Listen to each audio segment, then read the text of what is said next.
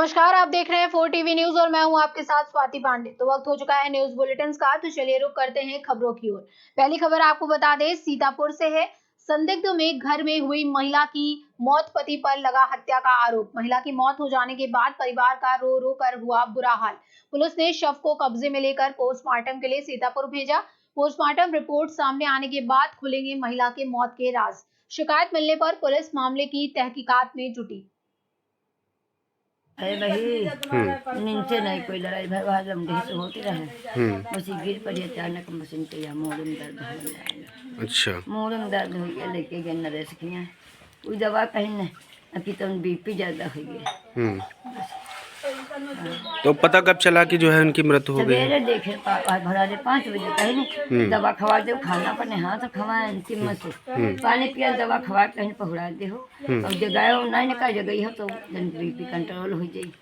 नहीं अब आज पाँच 4 बजे 4:30 बजे देखे तब नहीं हो सकता। अच्छा, कोई लोग जो है कोई लोग आरोप लगा रहे हैं कि जो है मारपीट हुई, उसके बाद उनकी मृत्यु हुई। कोई का नहीं भैया, मार तो लौंडे के मारा गया है, वह पे दमी कही। अच्छा, दारू पे रहा सब कोई मारे न वो मारे न मोह मारे सालों का मारे सुलका सब कोई मारे इन्हें का नहीं कुछ कहने की काहे ते पिए थे वो है भैया नहीं कोई। इनका नाम क्या रहा है?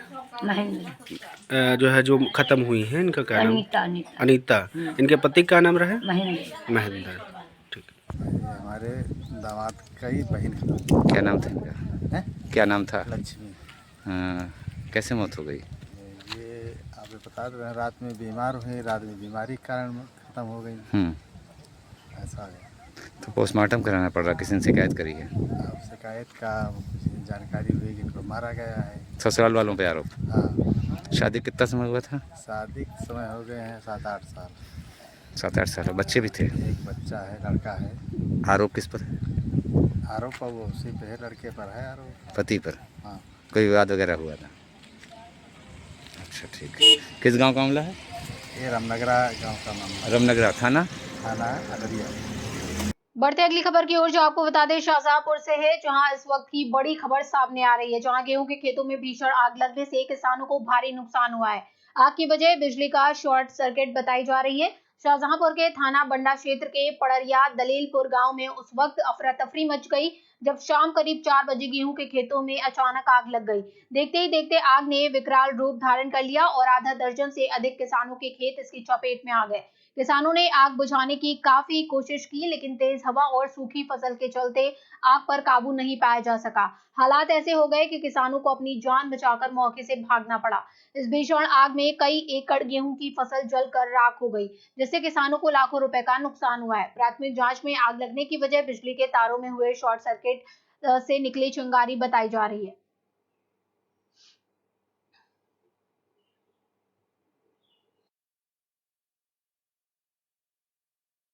12-13 एकड़ जमीन में लगी हुई है, जल गए गेहूँ सब। बचो कुछ ना, ये समझ ट्रैक्टर ले आए, उनसे बताई गई आग काबू पाओ। ग्रामीण काफ़ी आदमी आई गया, तो ग्रामीण दौड़े, उस वजह से आए तब बताई पाई। अब फायर ब्रिगेडियर वालों को फोन लगाओ, फायर ब्रिगेडियर वाले लेट आई पाए, करीब लगभग 1-1.5 घंटा बाद। और उसके बावजूद 112 कॉल करी, 112 आई मौका देखो उसने। उसके अलावा राजस्व विभाग के लेखपाल साहब आए थे, वह मुआयना कर ले गए यहाँ से। लगभग 3 एकड़ तक नुकसान हुआ है। पड़ोस में खेत था, उससे पीछे से आग लग के आई और 2 एकड़ जो हमारा गेहूं जल गया है। हमने लिमिट बनवा रखी थी 2 एकड़ की, 2 लाख रुपए उसी से ज़मीन ठेके पर ली थी, जल कर सब राख हो गई। और यहाँ तक जेवर भी अपना गिरमी डाला था घरवाली का, उससे सब लागत वगैरह लगाया, एक पेड़ा भी नहीं बचा है। गांव के लोग आए, गांव में भी आग प्रवेश कर रही थी तो तभी बच पाई। अब 1 लाख रुपया गेहूँ निकलता है इसमें, 20-22 कुंटल एकड़ निकलती है, 24-25 में बिकते है 1 लाख की गो। हमने मंजूरी दस्तूरी करके भैया ठेका खेत लो, राजकरण वालो और शेर पालवा लो, और तो तुम उसे खाद पानी लेके हमने लगाओ, अब कटान वालो वो भैया आगे लग गई, जरिगो सब हमारो कतई नहीं बचो। तो का करी हम का खाई भैया। हाँ? या मोदी जी से होगी जी से जहाँ तुमने ठेका बोलो हमें तेरे कुछ नहीं है और हमें खान पियन दे हम खाई का बताओ दुनिया 4 महीना हम खाई हम का खाई बताओ हम कई जब गई निपटाई पाई। तुम आओ से मैंने लेके खादी पानी हो सब कुछ लगाओ करो सहायता कद नहीं मुझे होगी कद नहीं मोदी कद नहीं भैया। बेटा हाँ 4 बीघा मेरे गेहूं जली गए। हम का खाई वो मेरे बच्चे ने मंजूरी करी करी पाले है बने बेटा दुनिया को गोबर पाट के रैया। इसी के साथ बढ़ते हैं अगली खबर की ओर, जो आपको बता दें फतेहपुर यूपी से है। फतेहपुर के हथगाम क्षेत्र में सोमवार रात कार निकालने को लेकर 2 गुटों में विवाद हुआ। भारतीय जनता पार्टी नेता के बेटे शुभम सिंह और उसके दोस्त के साथ मारपीट की गई। घटना के बाद स्थानीय लोगों ने थाने का घेराव कर आरोपियों की गिरफ्तारी की मांग की और पुलिस पर लापरवाही का आरोप लगाया। मामले में कार्रवाई करते हुए एसपी अभिमन्यु मांगलिक ने कस्बा इंचार्ज को लाइन हाजिर कर दिया। पुलिस ने 6 नामजद और कई अज्ञात लोगों के खिलाफ मामला दर्ज कर जांच शुरू कर दी है।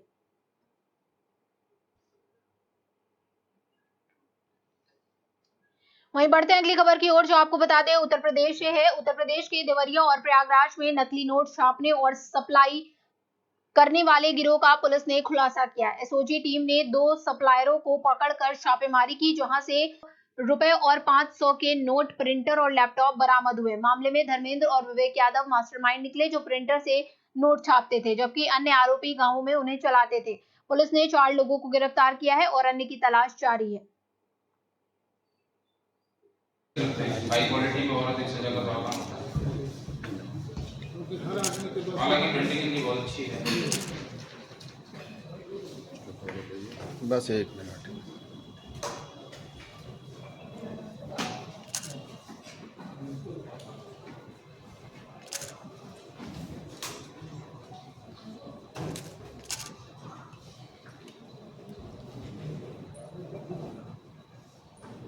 नोट गैंग का क्या पूरा मामला है, कितने अभी गिरफ्तार किए गए हैं और इनके कब्जे से कितने नकली नोट मूल्य के बरामद किए गए हैं, क्या कार्रवाई इसमें की गई है और कहां पर ये नकली नोट बनाते थे और किस तरह का इनका नेटवर्क है, सरगना क्या है, पूरी क्या जानकारी है। ये दिनांक 30 तारीख को थाना सराय इनायत के अंतर्गत पुलिस द्वारा नकली नोट के साथ गिरफ्तार किए गए थे, जिनके नाम है राहुल यादव, विवेक कुमार, नरेंद्र यादव, धर्मेंद्र कुमार, जिसमें से राहुल यादव, विवेक कुमार जो जनपद भदोही के रहने वाले हैं और नरेंद्र यादव उर्फ विराट और धर्मेंद्र कुमार जनपद देवरिया के रहने वाले हैं।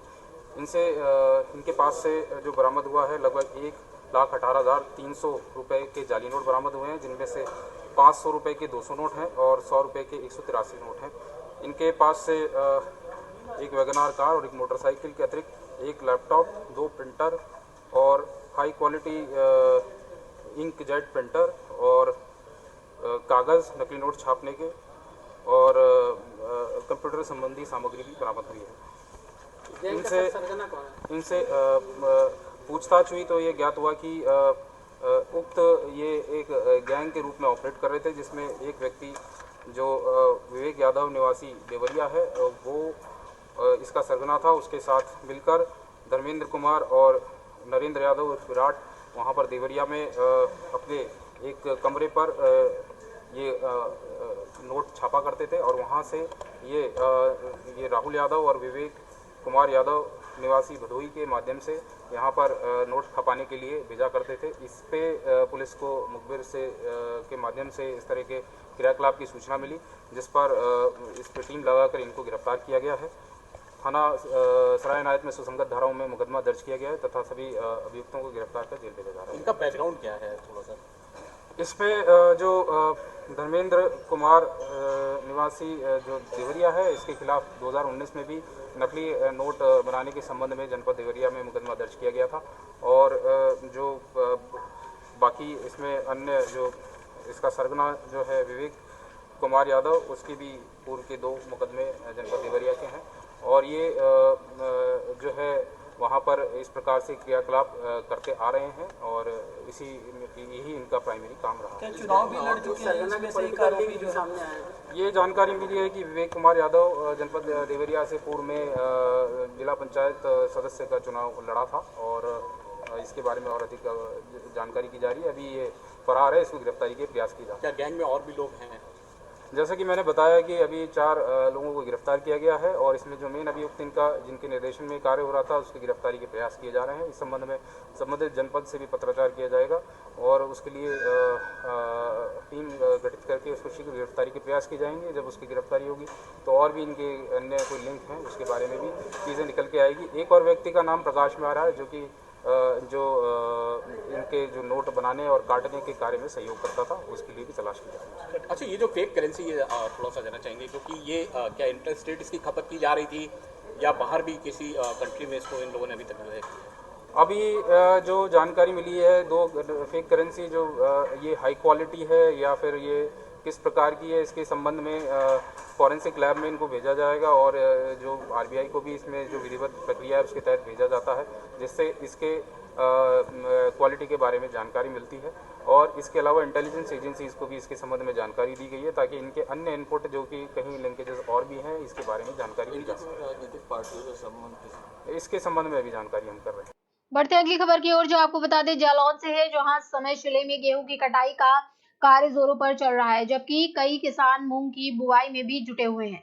बारिश के कारण खेतों में रखी कट चुकी गेहूं की फसल भीग गई, जिससे किसानों को नुकसान की चिंता सताने लगी है। बताया जा रहा है कि कई किसानों ने गेहूं की कटाई कर फसल को खेतों में ही सुखाने के लिए छोड़ रखा था। अचानक बारिश होने से कटे हुए गेहूं के फूले भीग गए और कई जगहों खेतों में पानी भर गया, जिससे दानों के खराब होने का खतरा बढ़ गया है। वहीं दूसरी ओर मूंग की बुवाई कर रहे किसानों को भी परेशानी का सामना करना पड़ रहा है। खेतों में नमी और पानी भर जाने से बीज खराब होने या बह जाने की आशंका जताई जा रही है।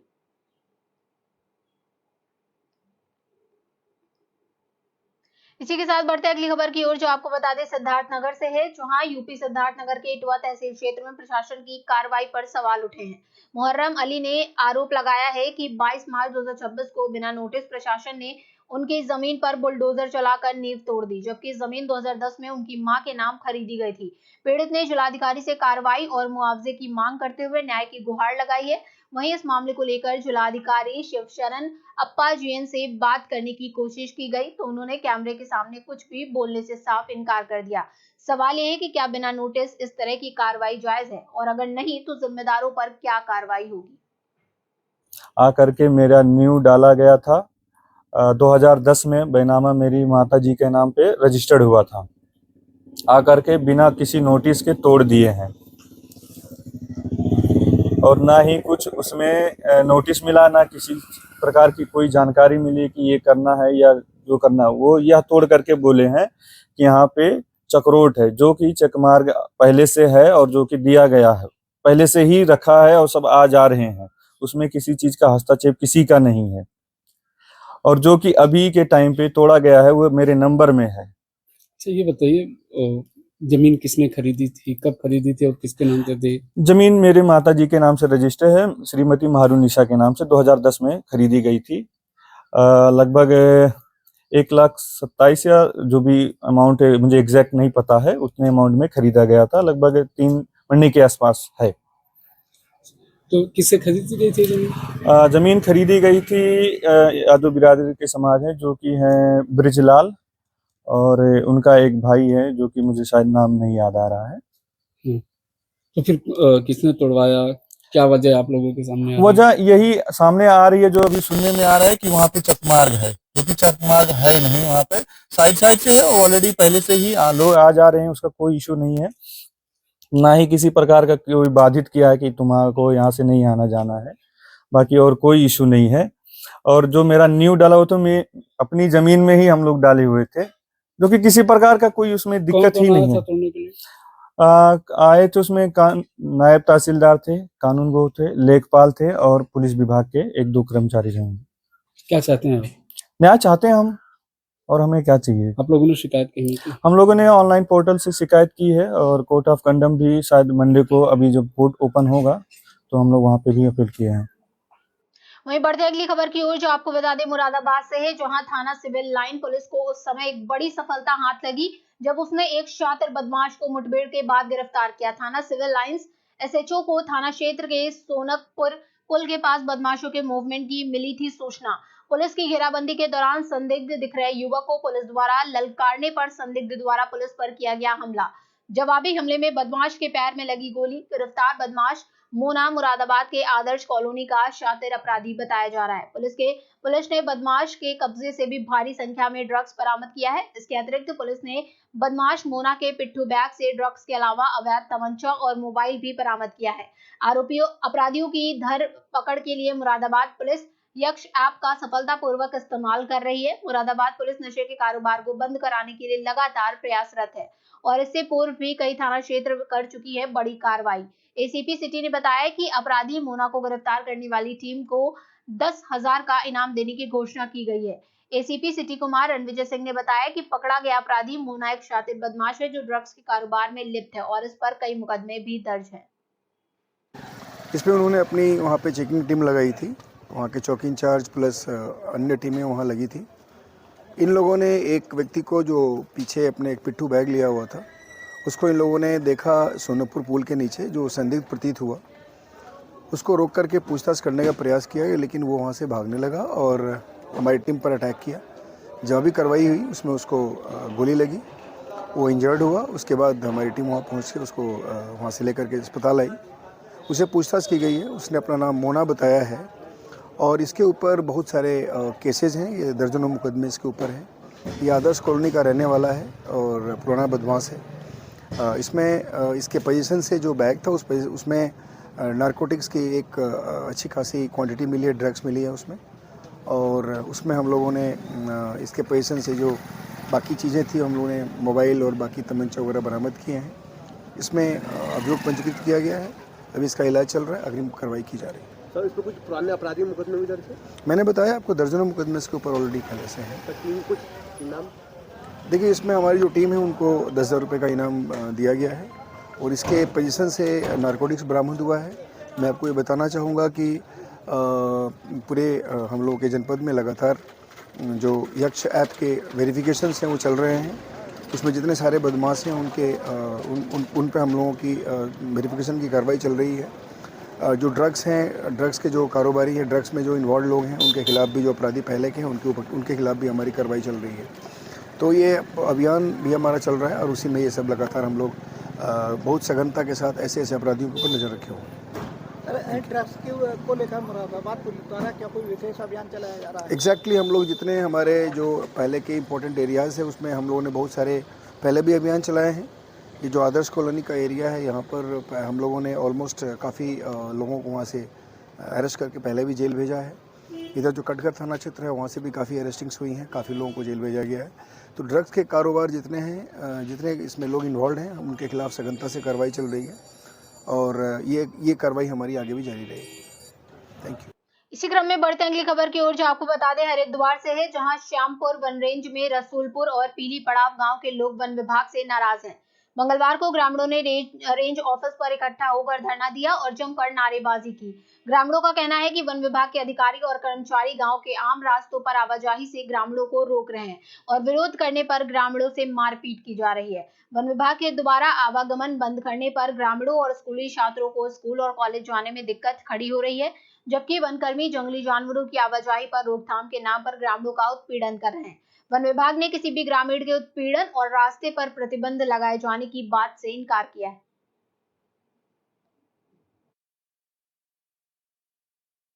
वन विभाग के द्वारा जो निरंतर ग्रामीणों का शोषण प्रताड़ना की जा रही है, उसके फलस्वरूप आज हमें अपनी मातृशक्ति के साथ, अपनी दोनों ग्राम पंचायतों के ग्राम प्रधानों के साथ, यहाँ के सम्मानित जनता के साथ यहाँ रेंज श्यामपुर के सामने यहाँ पर धरना प्रदर्शन किया जा रहा है, क्योंकि वन विभाग के द्वारा निरंतर ग्रामीणों का शोषण किया जा रहा है। गाँव वाले उस जो कि हमारे दादाओं परदादाओं के समय का जो रास्ता है, मिट्टी बेरी जो मॉडर्न डिग्री कॉलेज को भी जोड़ता है, उस रास्ते से भी हमारा आना जाना बंद कर दिया गया है। हमारे बच्चे, हमारे जो बालक हैं, स्कूल की दूरी ज़्यादा है, लालढांग या गेंडी खाता जाना पड़ता है, ऐसे रस्तों से भी बाधित कर दिया जाता है।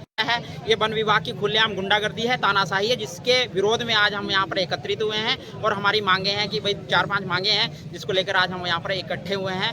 ये ऐसा मेरी कोई जानकारी में, मेरे संज्ञान में नहीं आया है।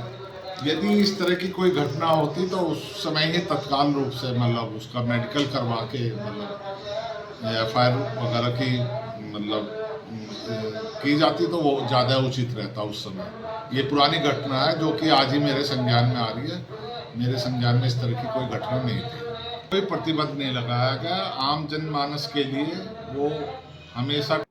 वहीं अगली खबर आपको बता दें पटना से, जहां अखरुल इमाम का कहना है कि अगर उन्हें मुख्यमंत्री नहीं रखना था तो 2025 का चुनाव उनके चेहरे पर क्यों लड़ा गया। उन्होंने ये बयान राज्यसभा चुनाव के संदर्भ में दिया है, जहां एआईएमआईएम के 5 विधायकों की भूमिका महत्वपूर्ण हो गई है। इमाम ने यह भी कहा है कि वो सीमांचल के विकास की बात करने वाले के साथ है और उनकी पार्टी सांप्रदायिक शक्तियों को रोकने के लिए किसी भी धर्मनिरपेक्ष गठबंधन के साथ सहयोग करने को तैयार है। आपने इसका चेहरा देख के इलेक्शन लड़ाया है, जनता ने विश्वास किया है, आप उसको भगाने में लोग लगे हैं, तो ये तो बड़ा अजीबोगरीब है। बिहार की जनता के साथ फ्रॉड है। नीतीश कुमार को कौन भगा रहा है? नीतीश कुमार तो खुद कह रहे हैं कि हम 3 सदन के सदस्य रह चुके हैं, 1 सदन का और रहना चाहते हैं, राज्यसभा में जाना चाहते हैं। हाँ, मैंने आपके मुताबिक एसपी साहब दारोगा बनना चाहते हैं, है ना, कि हम दारोगा कभी नहीं बने हैं, हम एसपी बन गए हैं डायरेक्ट, हमको दारोगा बनना चाहिए। ये आपके कहने का मतलब हो सकता है? कोई भी जिसको भी जरा सी भी बुद्धि दिया है, शुद्ध बुद्धि ईश्वर ने दिया है, जिसको कॉमन सिविक कहते हैं, तो वो ये बात मानेगा। लोग आकर के वहाँ सेंटर में मिनिस्टर होता है तो उसको रिजाइन करके चीफ मिनिस्टर बनता है।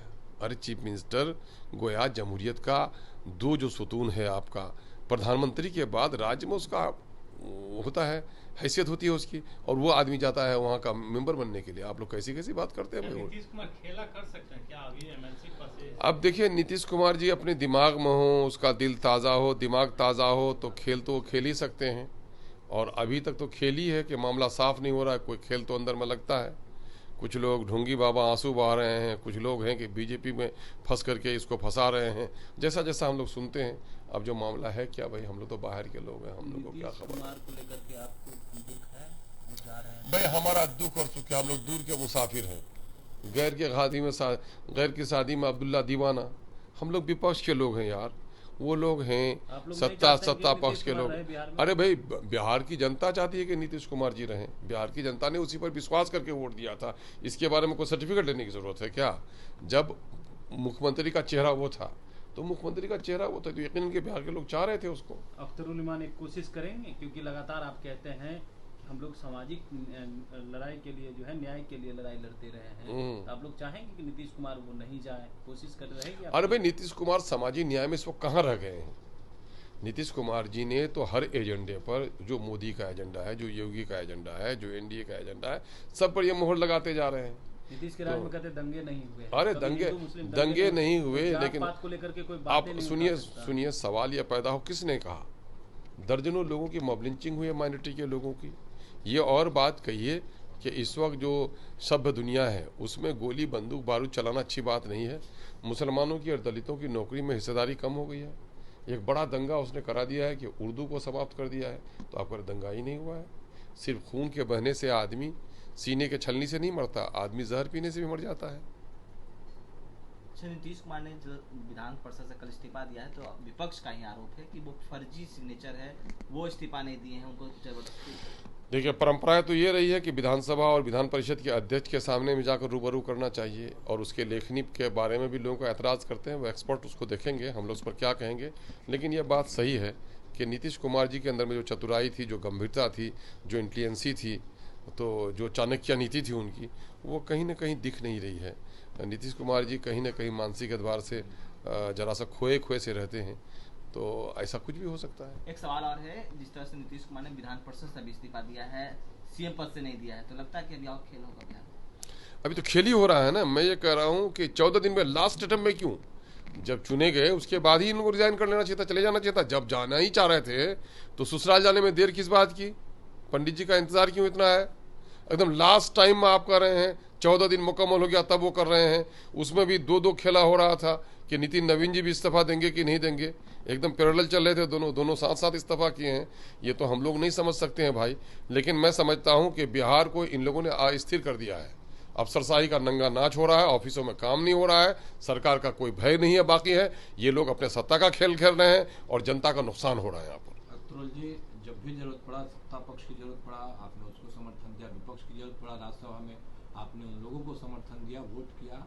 क्या लगता है नीतीश कुमार के रोकने के लिए कोई समर्थन देने की जरूरत है तो आप लोग तैयार हैं? अब भाई वो रुकेंगे, वो चाहेंगे, पहले ना उनको पूछिए कि वो करना क्या चाह रहे हैं। आप बोल रहे हैं जो लोग कश्ती पे चढ़ गए हैं उनको करेंगे, किनारे पे वो खड़ा रहना चाह रहे हैं, उनको पानी पिलाइएगा। वो कश्ती पे सवार हो गए हैं जाने के लिए दिल्ली के, अगर वो रुकेंगे तो बिहार की जनता चाहती है कि वो रुके।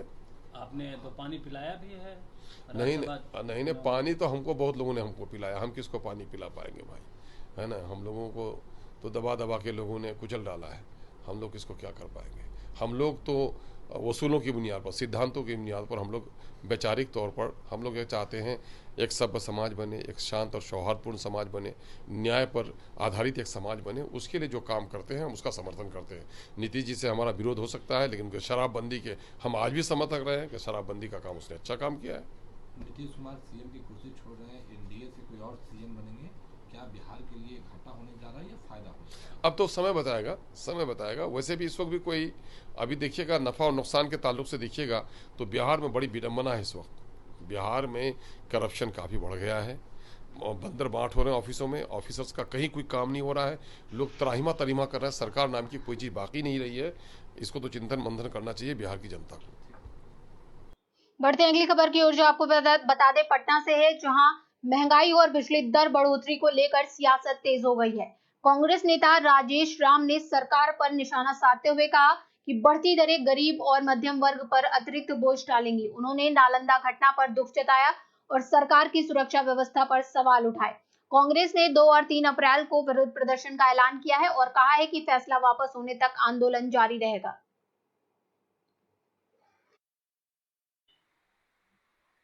रक्षा नहीं कर सकी, उसके लिए मैं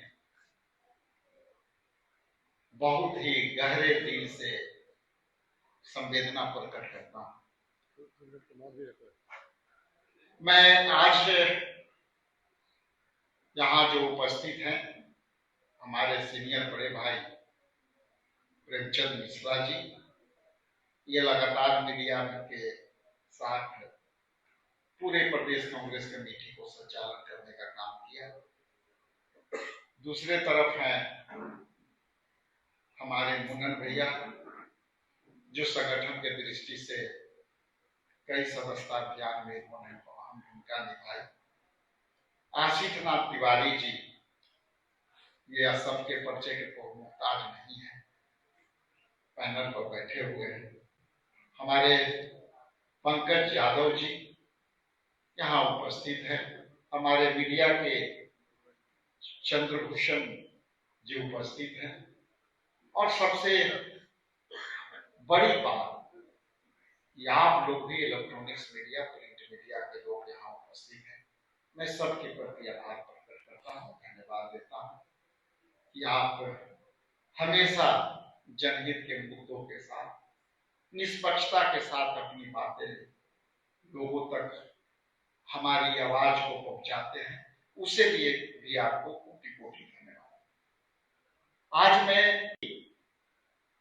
अधिकता, जो जिसे हम टीओडी कह रहे हैं, इसको लेकर के 2 तारीख को पूरे प्रदेश में प्रखंड स्तरीय आंदोलन बिहार प्रदेश कांग्रेस कमेटी के नेतृत्व में होगी और 3 तारीख को पटना में निश्चित आंदोलन की तैयारी है।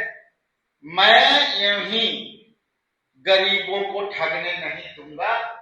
बिहार प्रदेश कांग्रेस कमेटी और हमारे नेता राहुल गांधी जी और खड़गे साहब को स्पष्ट निर्देश बिहार प्रदेश कांग्रेस कमेटी का है कि इनके किए गए वादे को याद दिलाते हुए आप इन्हें गरीबों के जो अधिभार पढ़ना है, तब तक हम आंदोलन करते रहेंगे जब तक बिजली बिल के अधिभार जो 10 और 20% होने जा रहा है, उसकी लड़ाई बिहार प्रदेश कांग्रेस कमेटी पूरे बिहार में लड़ेगी और हमारे नेता दिल्ली से भी हम लोग उस पर लगातार इस अभियान चलाएंगे और सरकार के नाम चले हम जो है चबवाएंगे।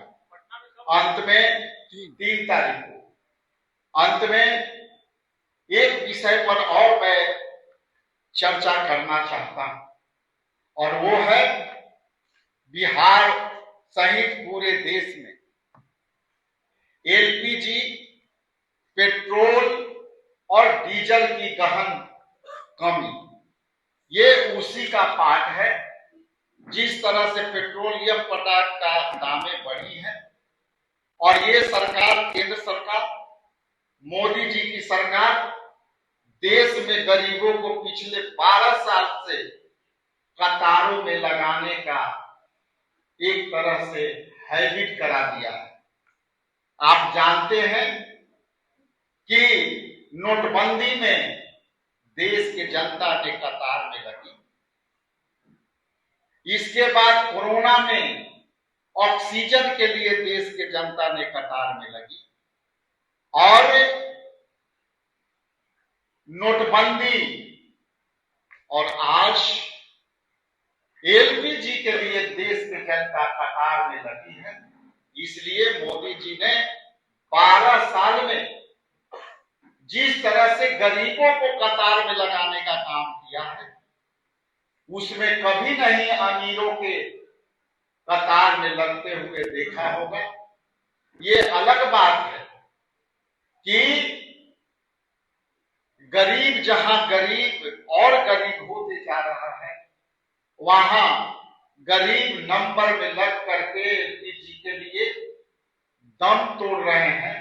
इसलिए ये कतार में लगाने का जो परंपरा है, ये मोदी जी इसको एलपीजी के रूप में पेट्रोल प्रोडक्ट लेने में जो कतारें लग रही हैं, आज वो गरीब लोग लग रहे हैं। कोई भी अडानी, अंबानी और बड़े लोग के बाल बच्चे इस नंबर में नहीं लग रहे हैं। आप पहले हम लोग सुनते थे एलपीजी गैस, मतलब इसका एलपीजी के मतलब लिक्विड पेट्रोलियम गैस। अब एलपीजी का अर्थ ले पाओगे। आज के समय ये है, एलपीजी का मतलब हो गया कि ले पाओगे। तो आज मोदी जी ने इसको ले पाओ के स्थिति में ला के खड़ा कर दिए हैं। एलपीजी के एब्रिविएशन नाम चेंज हो चुका है। इसलिए ले पाओगे, ये क्वेश्चन के साथ अपनी वाणी के विराम देता हूं। बहुत बहुत धन्यवाद। अगर कोई क्वेश्चन हो, जो कल से 1 अप्रैल से बिजली बिल की बढ़ोतरी हो रही है और ये मूलतः तय हो चुका है बिजली दर बढ़ाने का, तो उस विषय में आपसे बीच हम कुछ बातें रखना चाहते हैं। नीतीश कुमार और गरीब कल्याण की एक साथ विदाई, हमारा जो आज का एजेंडा है, नीतीश कुमार और गरीब कल्याण की एक साथ विदाई। भाजपा आई, गरीबों पर गाज गिराई। विषय मेरा स्पष्ट है कि टाइम ऑफ डे टीओडी के बिजली दर प्रणाली के जरिए गरीब और मध्यम वर्ग के आर्थिक बोझ डालने की तैयारी बिहार सरकार कर चुकी है। जो 31 के संदर्भ में जो मैं आज कह रहा हूं, उसमें टाइम ऑफ डे के बिजली दर के प्रणाली को मैं गरीबी विरोधी मानता हूं। और आप जैसा कि जानते हैं कि चुनाव में इन्होंने गरीबों के लिए बड़ी पैकेज किया, राहत की, उसमें भी हमारी कॉपी किया था, हमारी घोषणाओं को कॉपी किया था। स्मरण होगा कि हम 200 यूनिट बिजली मांग करने की बात की थी कि हमारी सरकार बनेगी। उसी के काउंटर में उन्होंने 125 यूनिट बिजली माफी का उन्होंने चर्चा किया। दिया ना दिया ये आप जस्टिफाई कीजिए। और आज जो है बिहार सरकार ये 125 यूनिट को विलोपित करते हुए उनको जो उस पीरियड में दिया वो अभी टीओटी के माध्यम से इस घरेलू उपभोक्ता से 10% की अधिक और वाणिज्यिक औद्योगिक उपभोक्ता पर 20% से अधिक दर की वसूली करेगी। और ये बिहार में जो निम्न वर्गीय और मध्यम वर्गीय उपभोक्ता है उनके लिए 10% और 20% को जो अधिकतम अधिभार होगी वो उनके लिए सहन करने की जो है कैपेसिटी नहीं होगी।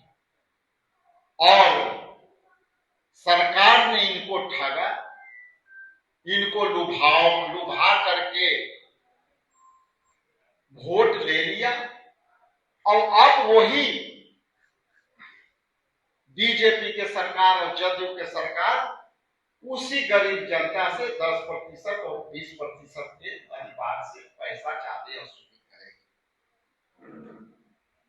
जो बिजली दर की जो बढ़ोतरी होगी वो रात में जो है 11 बजे से सुबह 9 बजे तक की बिजली की दरें समान दर से 10% अधिक, संभवतः 110% यदि उसको आप काउंट करेंगे तो वो राउंड फिगर यदि आप करेंगे तो 110% की लगभग उन पर एक्स्ट्रा अधिभार पड़ेगा। ऐसे में यह बढ़ोतरी सीधे तौर पर गरीब और मध्यम वर्गीय के जेबों पर हमला है और उपभोक्ताओं राज्य के कुल 2.21 करोड़ बिजली उपभोक्ता है जिनमें से 1.188 करोड़ घरेलू उपभोक्ता है।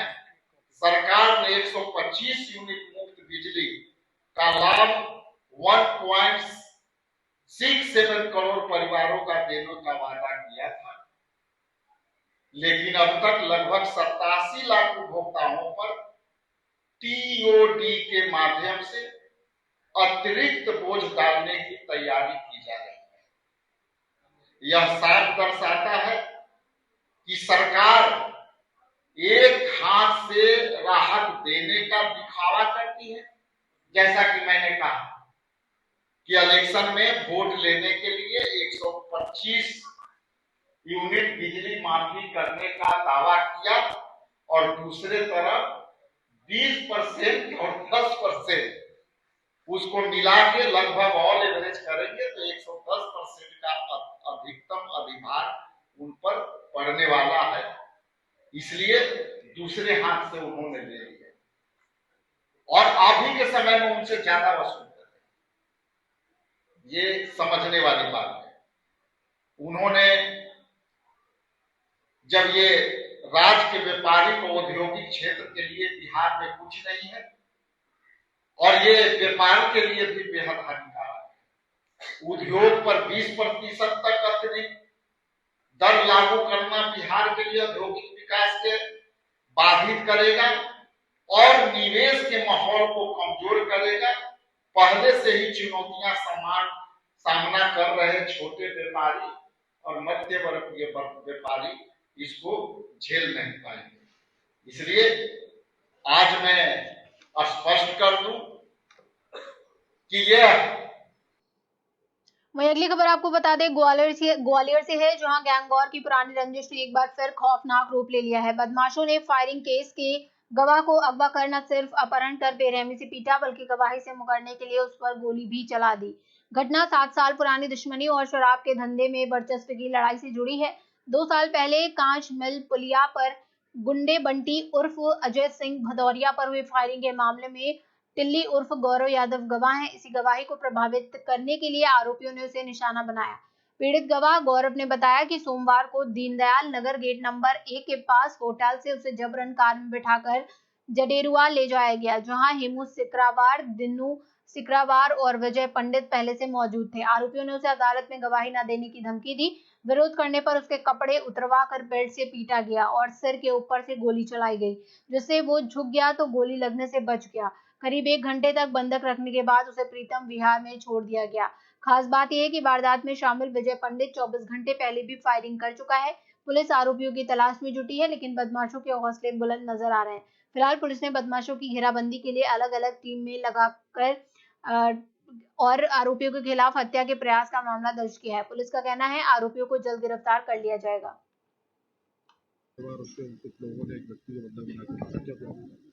ये कल दिनांक 30 मार्च की घटना है। हमारे पास एक फरियादी आया था जिसने अपना नाम गौरव यादव बताया। उसके द्वारा बताया गया कि 2024 के एक प्रकरण में जिसमें वो गवाह है, उसकी कुछ गवाही हो चुकी है और कुछ गवाही शेष है।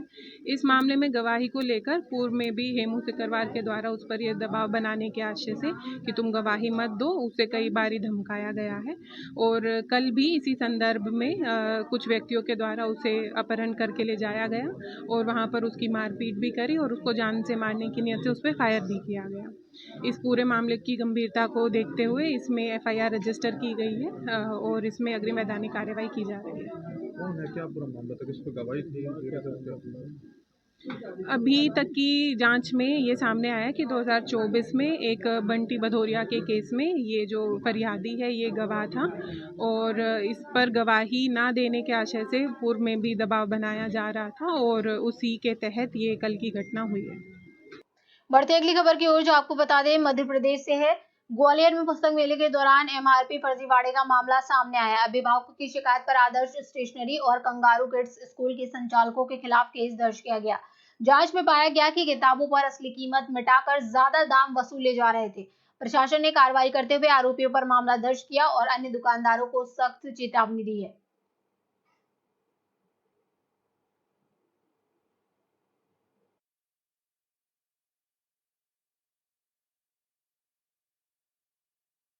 और साथ में जो अभिभावक है उनके द्वारा भी इसमें फीडबैक दिया जा रहा है। तो एक अभिभावक के द्वारा फीडबैक इसमें दिया गया है कि जो कंगारू किड्स की किताबें हैं उसमें स्कूल का नाम लिखा हुआ है, साथ में एमआरपी कहीं नहीं लिया हुआ है इसमें, तो एमआरपी नहीं लिखा हुआ और उनको लगभग 10 से 11 हज़ार में वो किताबें उन्होंने सेल की है।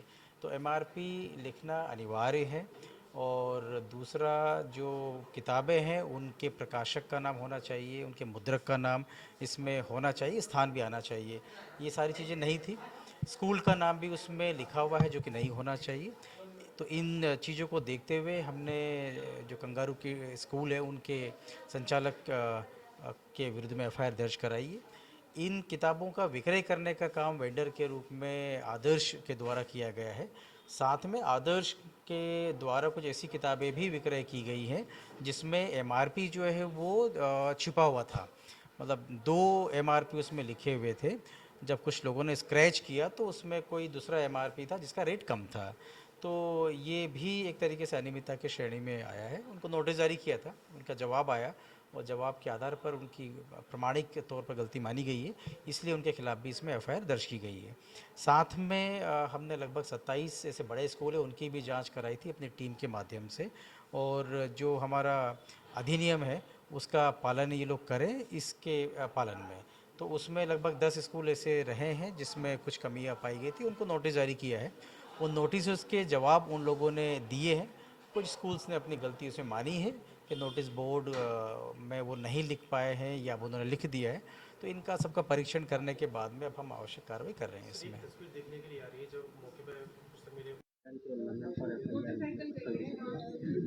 अभी मेला परिसर में पुस्तक मेला चल रहा है, वहीं से हमें एक शिकायत प्राप्त हुई थी जहां पे हमें पता लगा कि एक बुक स्टोर है जिसका नाम आदर्श बुक स्टोर है।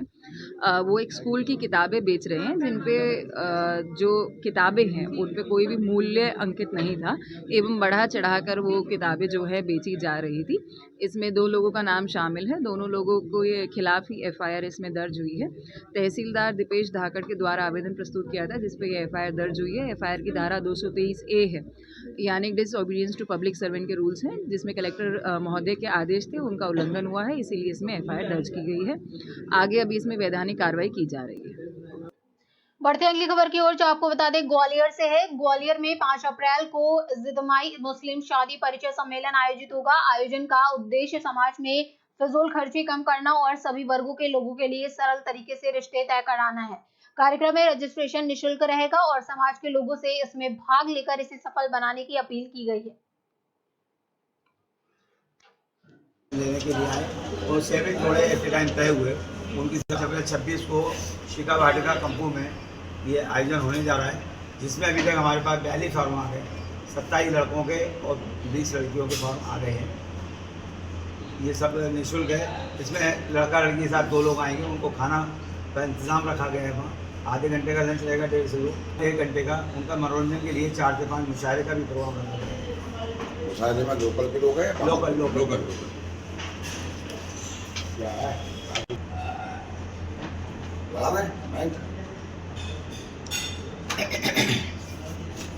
आयोजन है उसमें मैं अब्दुल हफीज़ खान, ये दूसरा प्रांतीय मुस्लिम इज्तिमाई शादी परिचय सम्मेलन का संयोजक हूँ।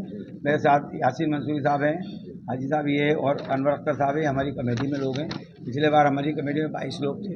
पिछले साल हमने 20 अक्टूबर 24 को किया था।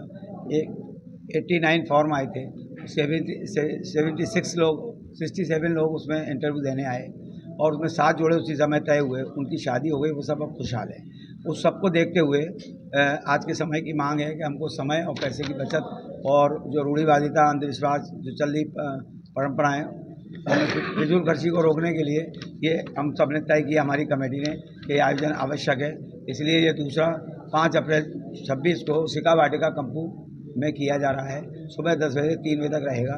उसके बाद सब किसी से नहीं लिया जा रहा है। टोटल निःशुल्क? टोटल नहीं, यूपी के भी लोग भी आ रहे हैं, आगरा झांसी के भी लोग आ रहे हैं, क्योंकि हमने पूरे एमपी का रखा है।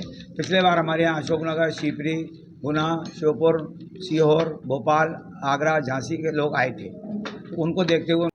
फिलहाल इस वक्त न्यूज बुलेटिन में बस इतना ही। फिर हाजिर होंगे ऐसी ही तमाम खबरों के साथ। आप देखते रहिए 4 TV न्यूज।